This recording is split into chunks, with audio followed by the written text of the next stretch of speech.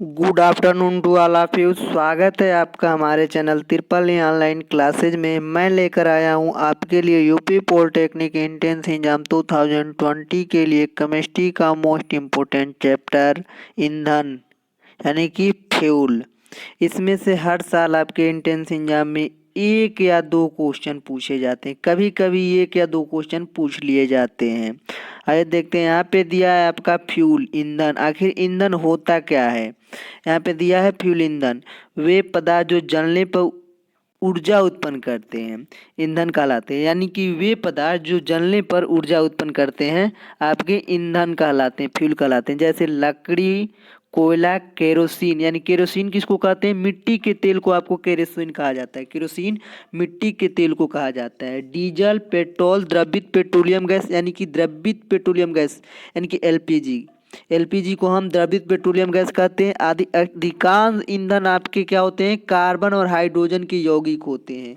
अधिकांश यौगिक आपके कार्बन और हाइड्रोजन के क्या होते हैं? यौगिक होते हैं।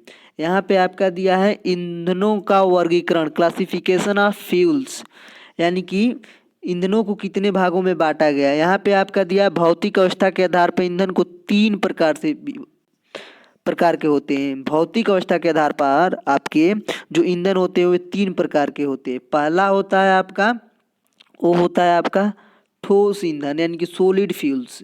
ये होते हैं जैसे लकड़ी, कोयला, चारकोल, पैराफिन, मोम आदि। ये हो गए आपके ठोस ईंधन। फिर से मैं रिपीट कर दे रहा हूँ, क्या है? वो है आपका ठोस ईंधन यानी कि सॉलिड फ्यूल्स। जैसे हो जाएगा आपका लकड़ी, कोयला, चारकोल, पैराफिन, मोम। यहाँ पे दिया है द्रव ईंधन यानी कि लिक्विड फ्यूल्स। जैसे आपका डीजल, पेट्रोल, मिट्टी का तेल, एल्कोहल। ये आपके हो गए क्या? द्रव ईंधन। यानी कि जैसे डीजल, पेट्रोल, मिट्टी का तेल, एल्कोहल आपके हो गए आपके, ये होते हैं आपके द्रव ईंधन। अब तीसरा दिया आपका गैसीय ईंधन यानी कि गैसियस फ्यूल्स। जैसे आपका पेट्रोलियम गैस यानी एलपीजी गैस, प्राकृतिक gas, coal gas, water gas, producer gas, biogas. ये आपके हो गए गैसीय ईंधन। यहाँ पे आपका दिया है, वो दिया है आपका इन ईंधनों के संगठन तथा बनाने की विधियों को नीचे सारणीबद्ध किया गया है। यही आपका दिया है। यहाँ पे आपका दिया है गैसीय ईंधन, इसमें संगठन दिया है, इसमें स्रोत दिया है। ठीक, यहाँ पे पहला दिया आपका, पहला प्राकृतिक गैस। प्राकृतिक गैस का संगठन क्या किससे मिलकर बना होता है? प्राकृतिक गैस वो होता है आपका मेथेन प्लस एथेन। मेथेन इसमें 83% और बाकी आपका एथेन मिला होता है। मेथेन आपका 83%। ये इसका स्रोत क्या है? पेट्रोलियम के कुएं से। यानी कि प्राकृतिक गैस आपके पेट्रोलियम के कुएं से प्राप्त किया जाता है, इसका स्रोत है। यहाँ पे आपका दिया है द्रवित पेट्रोलियम गैस। द्रवित पेट्रोलियम गैस, इसका संगठन हो जाएगा ethane plus propane plus butane. ये हो जाएगा आपका स्रोत, हो जाएगा इसका तेल के कुएं से। यानी कि ये तेल के कुएं से प्राप्त किए जाते हैं। यहाँ पे आपका दिया है, वो दिया है कोल गैस। कोल गैस यानी कि H2 plus CH4 plus C2H4 plus O2 plus H2 sorry यहाँ पे C2H2 प्लस CO। ये होते हैं आपके स्रोत लकड़ी के भंजक आसवन से। मैं इसको फिर से रिपीट कर दे रहा हूँ। कोल गैस यानी कि H2CH4 plus C2H4 plus C2H2 plus CO, यानी कि ये लकड़ी के भंजक आसवन से स्रोत है इनका। अब यहाँ पे आपका दिया है, वो दिया है भाप अंगार गैस। ये आपके, इसका संगठन आपका हो जाएगा CO प्लस H2। ये होते हैं आपके रक्त तप को पर भाप प्रभावित करके। यानी कि ये आपके रक्त तप्त कोक पर भाप प्रभावित करके ये स्रोत है इनका। यहाँ पे दिया प्राप्त किए जाते हैं। यहाँ पे दिया वाई अंगार गैस CO प्लस N2। रक्त तप्त कोक पर वाई की अपर्याप्त मात्रा प्रवाहित करके इसे प्राप्त किया जाता है। यहाँ पे दिया आपका तेल गैस। लास्ट दिया तेल गैस यानी कि CH4 plus C2H4 plus C2H2 यानी कि केरोसिन के भंजक आसवन से ये प्राप्त किए जाते हैं, इनका ये स्रोत है। यहाँ पे आपका दिया है, और दिया द्रव्य एवं गैसीय ईंधनों का महत्व, इंपोर्टेंस ऑफ गैसीय एंड लिक्विड फ्यूल्स। ठोस की अपेक्षा द्रव व गैसीय ईंधन अधिक लाभकारी होते हैं। ये लाइन आपका मोस्ट इम्पोर्टेंट है। ठोस की अपेक्षा द्रव व गैसीय ईंधन अधिक लाभकारी होते हैं। इनके मुख्य लाभ निम्न है। इनके लाभ कौन से है? इनमें मुख्य लाभ होता है। इनमें पहला पॉइंट दिया है, वो दिया है आपका द्रव व गैसीय ईंधनों का प्रयोग आसानी से किया जाता है, यानी कि द्रव व गैसीय ईंधनों का प्रयोग आसानी से किया जा सकता है। अगला पॉइंट आपका दिया है, वो दिया है द्रव व गैस जलने के पश्चात कोई अवशेष नहीं छोड़ते, लेकिन ठोस ईंधन जलने के बाद अवशेष राख छोड़ देते हैं। द्रव व गैस जलने के पश्चात कोई अवशेष नहीं छोड़ते, लेकिन जो आपके ठोस ईंधन होते हैं वो जलने के बाद राख छोड़ देते हैं। अगला दिया है आपका द्रव व गैसीय ईंधन आसानी से जलते हैं। द्रव व गैसीय ईंधन आपके आसानी से जलते हैं क्योंकि इनका ज्वलन ताप कम होता है, लेकिन ठोस ईंधनों का ज्वलन ताप अधिक होता है। अगला दिया है द्रव व गैसीय ईंधनों जलने पर धुआं नहीं छोड़ते, लेकिन ठोस ईंधन धुएं के साथ जलते हैं। जो आपका द्रव व गैसीय ईंधन होते हैं वो जलने पर धुआं नहीं छोड़ते, लेकिन जो ठोस ईंधन होते हैं आपके वो जलने पर धुआं छोड़ते हैं। अगला आपका दिया है, वो दिया है द्रव व गैसीय ईंधन का कैलोरी मान उच्च होने के कारण वे ठोस की अपेक्षा अधिक ऊष्मा उत्पन्न करते हैं। जो आपके द्रव व गैसीय ईंधन का कैलोरी मान उच्च होता है, लेकिन ठोस की अपेक्षा अधिक ऊष्मा उत्पन्न करते हैं। यहाँ पे आपका दिया है उत्पत्ति के आधार पर ईंधन को दो प्रकार के होते हैं। जो उत्पत्ति के आधार पर आपके ईंधन जो होते हैं दो प्रकार के होते हैं। पहला होता है आपका प्राइमरी फ्यूल्स, यानी कि प्राथमिक ईंधन। प्राथमिक ईंधन होता क्या है, इसकी परिभाषा क्या होती है मैं आपको बता दे रहा हूँ। वे ईंधन जिन्हें सीधे प्राकृतिक से प्राप्त किया जाता है तथा वे जलाने पर सीधे ऊष्मा देते हैं, प्राथमिक ईंधन कहलाते हैं। जैसे लकड़ी, कोयला, पेट्रोलियम आदि। मैं फिर से रिपीट कर दे रहा हूँ, यानी कि आपके जो प्राथमिक ईंधन होते हैं, प्राइमरी ईंधन होते हैं, उनकी परिभाषा होता है वो होता है आपका वे ईंधन जिन्हें सीधे प्रकृति से प्राप्त किया जाता है तथा जलाने पर सीधे ऊष्मा देते हैं, प्राकृतिक ईंधन कहलाते हैं। जैसे आपका लकड़ी, कोयला, पेट्रोलियम आदि आपके हो गए प्राथमिक ईंधन। सेकेंडरी फ्यूल्स यानी कि सेकेंडरी यानी कि द्वितीय ईंधन क्या होते हैं? द्वितीय ईंधन आपके वे ईंधन जो प्राथमिक ईंधनों से प्राप्त किए जाते हैं, द्वितीय ईंधन कहलाते हैं। जैसे पेट्रोल, डीजल, केरोसिन, भाप, अंगार गैस या कोल गैस। जो आपके होते हैं द्वितीयक ईंधन वे प्राथमिक ईंधन से प्राप्त किए जाते हैं। लकड़ी, कोयला, पेट्रोलियम गैस, इन्हीं से आपके सेकेंडरी फ्यूल्स प्राप्त किए जाते हैं। जैसे सेकेंडरी फ्यूल्स में हो जाएगा आपका पेट्रोल, डीजल, केरोसिन, भाप, अंगार गैस और कोल गैस। यहाँ पे दिया है ज्वलन ताप। ज्वलन ताप की परिभाषा क्या होती है? वो होती है आपकी कोई भी पदार्थ जलना तभी शुरू करता है जब वह निश्चित न्यूनतम ताप पर प्राप्त कर लेता है। इसी न्यूनतम ताप को पदार्थ का ज्वलन ताप कहते हैं। तथा यहाँ पे दिया सभी पदार्थों का एक निश्चित ज्वलन ताप होता है। यह ताप उस पदार्थ का विशेष अभिलक्षण होता है जब तक पदार्थ का ताप उसके ज्वलन ताप से कम रहता है वह नहीं जलता, इसमें अधिक होते हैं वही जलने लगते हैं। दे रहा है आपका यहाँ पे कोई भी पदार्थ जलना तभी शुरू करता है जब वह निश्चित न्यूनतम तापक्रम प्राप्त कर लेता है। इसी न्यूनतम ताप को पदार्थ का ज्वलन ताप कहते हैं। सभी पदार्थों का एक निश्चित ज्वलन ताप होता है। यह ताप उस पदार्थ का विशेष अभिलक्षण होता है। जब तक पदार्थ का ताप उसके ज्वलन ताप से कम रहता है वह नहीं जलता, इससे अधिक होते ही वह जलने लगता है। यहाँ पे आपका दे रहा है ईंधनों का ऊष्मीयमान। ईंधनों का ऊष्मीयमान कैलोरीफिक वैल्यू ऑफ फ्यूल्स। यहाँ पे दे रहा है किसी ईंधन की 1 ग्राम मात्रा को वायु या ऑक्सीजन में जलाने पर जितनी ऊष्मा उत्पन्न होती है उसे उस ईंधन का ऊष्मीयमान कहते हैं। ऊष्मीयमान किसे कहते हैं? वो कहते हैं हम किसी पदार्थ की 1 ग्राम मात्रा को वायु या ऑक्सीजन में जलाने पर जितनी ऊष्मा उत्पन्न होती है उसे उस ईंधन का कैलोरी मान यानी कि ऊष्मीय ईंधन कहते हैं। यहाँ पे दे रहा है उस उत्पन्न ऊष्मा को कैलोरी या किलो जूल में व्यक्त किया जा सकता है। उत्पन्न ऊष्मा को कैलोरी या किलो जूल में हम व्यक्त कर सकते हैं। जैसे आपका कार्बन का ऊष्मीयमान होता है 7.83 किलो कैलोरी प्रति ग्राम। कार्बन का जो होता है ऊष्मीयमान वो होता है आपका 7.83 कैलोरी प्रति ग्राम। यहाँ पे आपका दे रहा है कुछ ईंधनों के ऊष्मीयमान, इसको आपको याद रखना है, ये मोस्ट इम्पोर्टेंट है आपका। यहाँ पे आपका दे रहा है इस ईंधन, इस इधर दे रहा है आपका ऊष्मीयमान किलो जूल प्रति ग्राम में दे रहा है। ऊष्मीयमान जो दे रहा है आपका वो किलो जूल प्रति ग्राम में दे रहा है।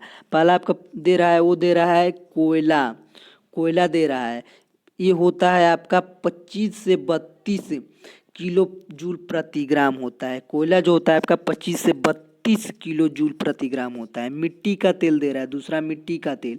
मिट्टी का तेल जो होता है वो होता है आपका 48 किलो जूल प्रति ग्राम होता है। अगला दिया है पेट्रोल। पेट्रोल जो होता है वो होता है 15 किलो जूल प्रति ग्राम। और अगला दिया है आपका, वो दिया है डीजल 45 किलो जूल प्रति ग्राम। और बायोगैस, बायोगैस होता है आपका 35 से 40 किलो जूल प्रति ग्राम। ठीक, बायोगैस हो गया। फिर दे रहा है एलपीजी गैस। एलपीजी गैस होता है आपका 50 और बायोगैस होता है आपका 35 से 40। लकड़ी, लकड़ी दे रहा है आपका, लकड़ी होता है 17। और दे रहा है गोबर के कंडे। गोबर के कंडे का होता है 6 से 8। और एथेनॉल, एथेनॉल का जो होता है वो होता है आपका 30। और मेथेन, मेथेन का जो होता है आपका होता है 55। और हाइड्रोजन गैस, हाइड्रोजन गैस का होता है आपका 150 किलो जूल प्रति ग्राम। और दे रहा है लास्ट, दे रहा है आपका प्राकृतिक गैस, वो होता है आपका 35 से 50 किलो जूल प्रति ग्राम। क्वेश्चन ये पूछा जाता है आपके एंट्रेंस एग्जाम में, सबसे कम ऊष्मीयमान किसका होता है? तो सबसे कम ऊष्मीयमान होता है वो होता है आपका गोबर के कंडे का। ठीक, इसको आपको याद रखना है, गोबर के कंडे का सबसे कम ऊष्मीयमान होता है। और पूछ लिया जाता है सबसे अधिक किसका होता है? तो सबसे अधिक आपका होता है हाइड्रोजन का। हाइड्रोजन का जो होता है सबसे अधिक ऊष्मीयमान होता है। कितना होता है? वो होता है आपका 150। 150 जो होता है आपका हाइड्रोजन का ऊष्मीयमान होता है। यहाँ पे दे रहा है आपका हाइड्रोकार्बनों में मेथेन का ऊष्मीयमान सबसे अधिक होता है। हाइड्रोकार्बनों में मेथेन का ऊष्मीयमान सबसे अधिक होता है। इसमें कार्बन का एक परमाणु हाइड्रोजन के 4 परमाणुओं से बंधा रहता है, जो ऑक्सीजन से क्रिया करके अधिक परिमाण में ऊष्मा देता है। अगले हाइड्रोकार्बन यानी कि एथेन में प्रत्येक कार्बन 3 हाइड्रोजन परमाणुओं से जुड़ा रहता है।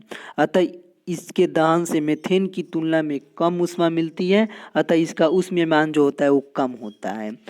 यहाँ पे उदाहरण दिया है, पहला क्वेश्चन जो दिया है आपका उदाहरण में वो दे रहा है आपका, एक कार्बन में 2 ग्राम ईंधन का 40 सेकेंड में पूर्णतः दहन होता है, जिसके फलस्वरूप 100 किलो जूल ऊष्मा प्राप्त होती है। ईंधन का कैलोरी मान होगा, तो ईंधन का कैलोरी मान कितना होगा? तो दे रहा है आपका, वो दे रहा है आपका एक बर्नर में 2 ग्राम ईंधन, तो लिखेंगे 2, चूंकि 2 ग्राम ईंधन के दहन से ऊष्मा मुक्त होती है। 2 ग्राम ईंधन से दहन से ऊष्मा क्या होती है? मुक्त होती है। कितनी होती है? 100 किलो जूल होती है। तो बराबर कर देंगे 100 किलो जूल। फिर क्या करेंगे? 1 ग्राम ईंधन के दहन में ऊष्मा मुक्त होगी, जो 1 ग्राम दहन में ऊष्मा जो मुक्त होगी वो हो जाएगी आपका 100/2 यानी कि 15 किलो जूल। 50 किलो जूल जो हो जाएगा वो हो जाएगा आपका 1 ग्राम ईंधन से ऊष्मा मुक्त हो जाएगी। तो यही आपका राइट आंसर हो जाएगा। इसमें कितना कितना हो जाएगा आपका? वो हो जाएगा ईंधन का ऊष्मीयमान 50 किलो जूल हो जाएगा। इसमें राइट आंसर हो जाएगा 50 किलो जूल, यानी कि एक बर्नर में 2 ग्राम ईंधन का 45 सेकेंड में पूर्णतः दहन होता है, जिसके फलस्वरूप 100 किलो जूल ऊष्मा मुक्त होती है, प्राप्त होती है। तो ईंधन का कैलोरी मान कितना हो जाएगा? वो हो जाएगा आपका 50। पहले क्या करेंगे आपका, हम कर देंगे 2 ग्राम ईंधन से दहन मुक्त ऊष्मा जो होती है मुक्त होती है वो आपकी होती है 100 किलो जूल। और फिर निकाल देंगे 1 ग्राम ईंधन के दहन से ऊष्मा मुक्त हो जाएगी आपका 100/2 कर देंगे तो आपका हो जाएगा 50 किलो जूल ऊष्मा आपकी क्या हो जाएगा? 40 सेकेंड में पूर्णतः ईंधन कैलोरी मान हो जाएगा। यहाँ पे आप दे रहा है आपका आदर्श ईंधन के गुण। आदर्श ईंधन के गुण क्या होते हैं? पहला आपका पॉइंट दे रहा है, वो दे रहा है आपका ईंधन सस्ता एवं आसानी से उपलब्ध होना चाहिए। ईंधन जो होता है, ईंधन आपका आसानी से सस्ता और उपलब्ध होना चाहिए। ईंधन आसानी से सस्ता और उपलब्ध। यहाँ पे दे रहा है ईंधन को जलाने पर हानिकारक व विषैली गैसें उत्पन्न नहीं होनी चाहिए। ईंधन को जलाने पर हानिकारक व विषैली गैसें उत्पन्न नहीं होनी चाहिए। अगला दे रहा है आपका ईंधन ज्वलन ताप उचित होना चाहिए ताकि यह आसानी से जलाया जा सके। कह रहा है आपका ईंधन का आदर्श ईंधन का ज्वलन ताप उचित होना चाहिए ताकि आसानी से जलाया जा सके। अगला दे रहा है आपका ईंधन का ऊष्मीयमान अधिक होना चाहिए। ईंधन का जो आपका ऊष्मीयमान होना चाहिए वो अधिक होना चाहिए। अगला दे रहा है ईंधन का भंडारण सुरक्षित होना चाहिए। ईंधन को सुरक्षित यानी उसका जो भंडार होना चाहिए ईंधन का रखने का जगह वो सेफ होना चाहिए, सुरक्षित होना चाहिए। अगला दे रहा है आपका इससे सुविधापूर्वक और सुरक्षित रूप से एक स्थान से दूसरे स्थान तक ले जाया जा सकता है। आदर्श ईंधन को हम एक स्थान से दूसरे स्थान तक सुविधाजनक पूर्वक आसानी से सुरक्षित ले जा सकते हैं। यहाँ पे दे रहा है नोट करके आपका लकड़ी, एल्कोहल, जंतुओं के गोबर जैसे ईंधनों में ऑक्सीजन के परमाणु जलने में सहायक तो होते हैं परंतु स्वयं नहीं जलते। ऐसे ईंधनों में ऑक्सीजन के कारण ईंधन शीघ्रता से जलते परंतु इनका जो ऊष्मीयमान हाइड्रोजन कार्बन की तुलना में कम होता है। यहाँ पे दे रहा है जीवाश्म ईंधन। जीवाश्म ईंधन ईंधन क्या होते हैं आपके जीवाश्म ईंधन? इनका निर्माण करोड़ों वर्षों तक पृथ्वी की सतह से गहरे दबे हुए वनस्पतियों अवशेषों से हुआ है। ये ऊर्जा युक्त कार्बनिक यौगिक हैं जो पृथ्वी की सतह के नीचे से निकाले जाते हैं जैसे कोयला, पेट्रोल। यानी कि जीवाश्म ईंधन जो होते हैं वो होते हैं आपके करोड़ों वर्ष पहले पृथ्वी की सतह से में गहरे दबे हुए वनस्पति अवशेषों से हुआ है। ये ऊर्जा मुक्त कार्बनिक यौगिक हैं जो पृथ्वी की सतह के नीचे निकाले जाते हैं। जैसे हो जाएगा आपका कोयला, पेट्रोलियम, ये आपके हो जाएंगे जीवाश्म ईंधन। यहाँ पे दे रहा है कोयला यानी कोयल। कोयला जो होता है वो क्या होता है? कोयला एक महत्वपूर्ण जीवाश्म ईंधन है। कोयला जो होता है आपका वो एक महत्वपूर्ण जीवाश्म ईंधन है। यह वास्तव में कार्बन, हाइड्रोजन, ऑक्सीजन की यौगिक तथा कुछ मुक्त कार्बन का मिश्रण होता है। जो होता है आपका कोयला, वो कोयला एक महत्वपूर्ण जीवाश्म ईंधन है। यह वास्तव में कार्बन, हाइड्रोजन यौगिक के ऑक्सीजन यौगिकों तथा कुछ मुक्त कार्बन का मिश्रण होता है। इसमें थोड़ी मात्रा में सल्फर तथा नाइट्रोजन यौगिक भी होते हैं। जो कोयले में जो आपका होता है कोयला उसमें सल्फर और नाइट्रोजन की कुछ मात्रा मिली होती है। यहाँ पे दे रहा है कोयले के मुख्य निम्न 3 किस्में हैं। कोयले के मुख्य 3 किस्में होती हैं।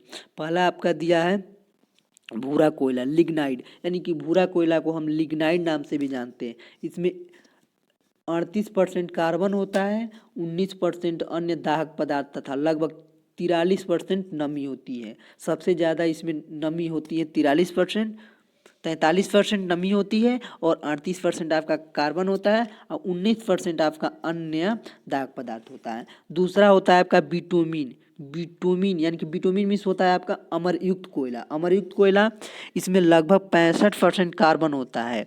इसमें आपका 65% कार्बन हो जाएगा और 10% अन्य दाहक पदार्थ तथा 25% नमी होती है। इसमें सबसे ज़्यादा कार्बन होता है 65% और 10% अन्य दाहक पदार्थ और 25% इसमें नमी होती है अमरयुक्त पदार्थ में, अमरयुक्त कोयला में। और नेक्स्ट तीसरा दिया है एंथ्रासाइट कोयला। एंथ्रासाइट कोयला क्या होता है? यह सबसे शुद्ध को होता है। एंथ्रासाइट जो कोयला होता है वह सबसे शुद्ध कोयला होता है। इसमें 96% कार्बन, 1% अन्य दाहक पदार्थ तथा केवल 3% नमी होती है। इसमें सबसे ज़्यादा आपका कार्बन होता है 96% और 1% अन्य दाहक पदार्थ और 3% आपका इसमें नमी होता है। यहाँ पे दे रहा है आपका कोयले का भंजक आसवन। यानी कि कोयले का भंजक आसवन क्या होता है? कोयले को वायु की अनुपस्थिति में अधिक ताप यानी कि 1270 से 1675 केल्विन पर गर्म करने पर यह कोक में परिवर्तित हो जाता है। इसे कोयले का भंजक आसवन कहते हैं। इसे कोयले का हम भंजक आसवन कहते हैं। इस प्रक्रिया में कोल गैस, कोलतार तथा कुछ अमोनियामय यौगिक भी प्राप्त होता है। यहाँ पे दे रहा है कोयला यानी कि भंजक आसवन कराएंगे तो कोल तार उत्पन्न होगा plus coal gas plus ammonia plus coke आपका हो जाएगा। यहाँ पे दे रहा है पहला कोल गैस। कोल गैस क्या होता है? वो होता है आपका यह मुख्यतः हाइड्रोजन, मीथेन तथा कार्बन मोनोऑक्साइड का मिश्रण है। यह एक अच्छा ईंधन है। धातुकर्म प्रक्रमों में इसका उपयोग अपचायक वायुमंडल बनाने में किया जाता है। अगला दे रहा है कोक। दूसरा दे रहा है कोक। यह 98% कार्बन है जो एक अच्छा ईंधन है। इसका उपयोग प्रोड्यूसर गैस एवं भाप अंगार गैस में ईंधन के रूप में तथा धातु निष्कर्षण में अपचायक के रूप में किया जाता है। अगला दे रहा है तीसरा चारकोल। चारकोल क्या होता है? चारकोल जब लकड़ी को कम वायु की उपस्थिति में जलाया जाता है तो लकड़ी में उपस्थित वाष्पशील पदार्थ बाहर निकल जाते हैं तथा काले रंग का अवशेष बच जाता है, जिसे चारकोल यानी कि लकड़ी का कोयला कहते हैं। इसका उपयोग हम करते हैं धातु के अपचाय के रूप में करते हैं। चारकोल का उपयोग हम धातु कर्म के अपचाय के रूप में करते हैं। अगला दे रहा है आपका पेट्रोलियम। पेट्रोलियम आखिर होता क्या है? वो होता है आपका एक विशेष यानी कि यह एक विशेष गंधयुक्त भूरे रंग का गाढ़ा तेलीय पदार्थ है, जो पृथ्वी की सतह के नीचे चट्टानों के नीचे पाया जाता है। जो आपका पेट्रोलियम होता है, यह विशेष गंधयुक्त भूरे रंग का गाढ़ा तेलीय पदार्थ है, जो पृथ्वी की सतह के नीचे चट्टानों के नीचे पाया जाता है। यह अनेक हाइड्रोकार्बनों का मिश्रण है। इसे कच्चा तेल भी कहते हैं। पेट्रोलियम को हम कच्चा तेल भी कहते हैं। तेल कूपों से प्राप्त कच्चे पेट्रोलियम तेल को उसके लाभदायक अवयव अथवा प्रभाजों में पृथक करने के प्रक्रम में शोधन कहते हैं। यहाँ पे दे रहा है आपका पेट्रोलियम का शोधन प्रभाजी आसवन के द्वारा किया जाता है। पेट्रोलियम का शोधन हम प्रभाजी आसवन के द्वारा करते हैं। इसमें दे रहा है, इसमें निम्न पदार्थ प्राप्त होते हैं। इसमें जो आपके पेट्रोलियम में निम्न पदार्थ प्राप्त होते हैं। यहाँ पे दे रहा है आपका प्रभाज का नाम दे रहा है। इधर दे रहा है आपका घटकों का कोथमप्रास और इधर दे रहा है अणुओं में कार्बन परमाणुओं की संख्या। यहाँ पे आपका दे रहा है क्या? प्राकृतिक गैस होता है 30% तक। प्राकृतिक गैस होता है आपका 30% तक। इसमें अणुओं में कार्बन परमाणुओं की संख्या कितनी होती है? C1 से C4 तक होती है। इधर दे रहा है आपका पेट्रोल यानी गैसोलीन यानी कि गैसोलीन को हम पेट्रोल भी कहते हैं। यह 30 डिग्री सेल्सियस से 175 डिग्री सेल्सियस तक होता है। ये C5 से C12 तक होता है। इसमें कार्बन परमाणुओं की संख्या जो होती है वो होती है C5 से C12 तक।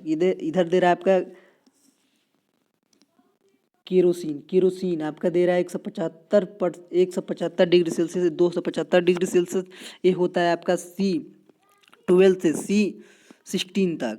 ठीक, इधर दे रहा है आपका गैस तेल या डीजल तेल। ये होता है 275 डिग्री सेल्सियस से 350 डिग्री सेल्सियस तक। ये होता है आपका 15 से 18 तक। इसमें कार्बन परमाणुओं की संख्या होती है C15 से C18 तक। इधर दे रहा है स्नेहक तेल यानी कि वैसलीन तथा पैराफिमो। ये 350 से अधिक होता है। इसमें C18 से C30 तक कार्बन परमाणुओं की संख्या होती है। और लास्ट दे रहा है आपका एल्साफाल्ट या पिच अवशेष होता है इसमें, और C10 तथा अधिक होता है इसमें। इधर दे रहा है आपका कुछ अन्य ईंधन दे रहा है। ठीक, पहला दे रहा है आपका प्राकृतिक ईंधन। प्राकृतिक ईंधन क्या होता है? यह मीथेन, एथेन तथा प्रोपेन का मिश्रण होता है। प्राकृतिक गैस जो होता है आपका मीथेन, एथेन, प्रोपेन का मिश्रण होता है। इसमें 80 से 90% मीथेन होती है। यह जो होता है आपका एक अच्छा ईंधन है। जो आपका प्राकृतिक गैस होता है एक अच्छा ईंधन है। इसका उष्मीयमान लगभग 50 किलो जूल होता है। जो प्राकृतिक गैस होता है इसका उष्मीयमान जो होता है वो होता है आपका 50 किलो जूल। अगला दे रहा है आपका द्रवित पेट्रोलियम गैस। द्रवित पेट्रोलियम गैस क्या होता है? इसमें मुख्य प्रोपेन तथा ब्यूटेन गैसें होती है। इसमें प्रोपेन तथा ब्यूटेन गैसें होती हैं। भारत में लगभग एलपीजी में ब्यूटेन का अनुपात अधिक होता है। भारत में सबसे ज़्यादा एलपीजी गैस में ब्यूटेन का अनुपात सबसे अधिक होता है। ब्यूटेन सबसे ज़्यादा, जो आपका पेट्रोलियम गैस होता है उसमें सबसे ज़्यादा ब्यूटेन आपका भरा जाता है। इसका कैलोरी मान जो होता है 50 किलो जूल होता है। जो ब्यूटेन होता है उस ब्यूटेन का जो होता है आपका कैलोरी मान वो 50 किलो जूल होता है। यह एक रंगहीन तथा गंधहीन गैस है। जो पेट्रोलियम गैस होता है वो रंगीन और गंधहीन गैस होता है। यह गैस रिसाव का पता लगाने के लिए किया जाता है। एक अत्यंत अप्रिय गंध वाली पदार्थ एथिल मरकैप्टन यानी कि C2H5SH इसमें मिलाया जाता है। पेट्रोलियम गैस में जो आपका मिलाया जाता है वो मिलाया जाता है एथिल मरकैप्टन, इसका रिसाव का पता लगाने के लिए। एथिल मरकैप्टन का जो रासायनिक सूत्र होता है वो C2H5SH होता है। अगला दे रहा है बायोगैस या गोबर गैस। बायोगैस या गोबर गैस क्या होता है? गोबर गैस संयंत्रों में गोबर तथा अन्य कार्बनिक अपशिष्ट पदार्थों के वायु की अनुपस्थिति में सड़ने गलने से गोबर गैस यानी कि जैव गैस या बायोगैस प्राप्त होती है। बायोगैस का औसतन जो संगठन निम्न प्रकार होता है: CH4 55%, CO2 कार्बन डाइऑक्साइड 35% और H2 हाइड्रोजन 7.5%, N2 नाइट्रोजन 2.4% तथा अल्प मात्रा में H2O जल व अन्य गैसें होती हैं बायोगैस या गोबर गैस में। अगला दे रहा है आपका CNG। CNG क्या होता है? सीएनजी का उपयोग परिवहन वाहनों में ईंधन के रूप में किया जाता है। सीएनजी का प्रयोग हम परिवहन वाहनों में ईंधन के रूप में करते हैं। प्राकृतिक गैस यानी कि प्राकृतिक गैस के ज्वलन में CO2 कार्बन डाइऑक्साइड एवं जल मिलते हैं। जो बायो प्राकृतिक गैस के ज्वलन में CO2 और जल मिलते, इसके द्वारा अन्य प्रदूषक गैस तथा कणों के रूप में उत्पाद उत्पन्न होते हैं। यह जीवाश्म ईंधन की तुलना में पर्यावरण के लिए सबसे हितकर है। जो सीएनजी होता है, सीएनजी गाड़ी में परिवहन में प्रयोग किया जाता है, ये सबसे अच्छा है। ये सबसे कम पर्यावरण को दूषित करता है, यानी कि सबसे कम इससे नुकसान होता है पर्यावरण को जब सीएनजी का प्रयोग करते हैं परिवहन में। तो यहाँ पे दे रहा है आपका ज्वाला। ज्वाला क्या होता है? फ्लेम यानी कि आग का संपूर्ण क्षेत्र गर्म नहीं होता, यानी कि आग का संपूर्ण क्षेत्र गर्म नहीं होता, केवल कुछ क्षेत्र ही गर्म रहता है। इसी गर्म क्षेत्र को हम ज्वाला कहते हैं। ज्वाला किसे कहते हैं? आग का जो होता है संपूर्ण क्षेत्र वो गर्म नहीं होता, केवल कुछ क्षेत्र ही गर्म रहता है। इसी गर्म क्षेत्र को हम क्या कहते हैं? ज्वाला कहते हैं। ज्वाला के भाग, ज्वाला के 3 भाग होते हैं। पहला आपका होता है ज्वाला का सबसे भीतरी भाग, ठीक। यह ईंधन के बिना जले कार्बन कणों की उपस्थिति के कारण काला होता है। इस भाग में सबसे कम ऊष्मा होती है, ठीक। और दूसरा दे रहा है मध्य भाग। मध्य भाग यानी कि यह ईंधन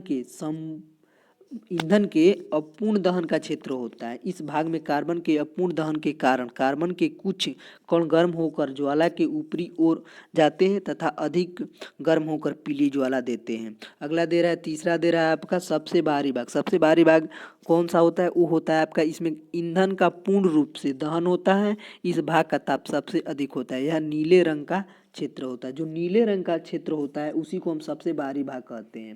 यहाँ पे दे रहा है ज्वाला के प्रकार। ज्वाला 2 प्रकार के होते हैं। ज्वाला कितने प्रकार के होते हैं? ज्वाला 2 प्रकार के होते हैं। पहला होता है आपका नीली ज्वाला या अदीप्त ज्वाला। नीली ज्वाला या अदीप्त ज्वाला ईंधन के ऑक्सीजन की अधिक मात्रा के साथ जलने पर ज्वाला के सबसे बाहरी भाग का क्षेत्र अधिकतम होता है, अर्थात ज्वाला का रंग नीला होता है तथा ज्वाला प्रकाशमान नहीं होता। इस प्रकार की ज्वाला को नीली ज्वाला या अदीप्त ज्वाला कहते हैं। अगला दे रहा है दूसरा पीली ज्वाला या दीप्त ज्वाला। पीली ज्वाला या दीप्त ज्वाला किसे कहते हैं? जब ईंधन ऑक्सीजन की कम मात्रा के साथ जलता है। जब ईंधन आपका ऑक्सीजन की कम मात्रा के साथ जलता है तो ईंधन पूर्ण रूप से नहीं हो पाता। जो ईंधन होता है पूर्ण रूप से नहीं हो पाता तथा ज्वाला के मध्य भाग का क्षेत्र अधिकतम होता है, अर्थात ज्वाला का रंग जो होता है पीला होता है तथा ज्वाला प्रकाशमान होती है। इस प्रकार की ज्वाला को पीली ज्वाला या दीप्त ज्वाला हम कहते हैं। अगला दे रहा है आपका एक्सपर्ट टिप्स। इसमें ये मोस्ट इम्पोर्टेंट है। इसमें भी कभी कभी 1 या 2 क्वेश्चन इसी में से पूछ लिए जाते हैं। पहला इसमें दिया हुआ है आपका, भारत के वाणिज्य की ऊर्जा आवश्यकता की लगभग 67% पूर्ति कोयले द्वारा होती है।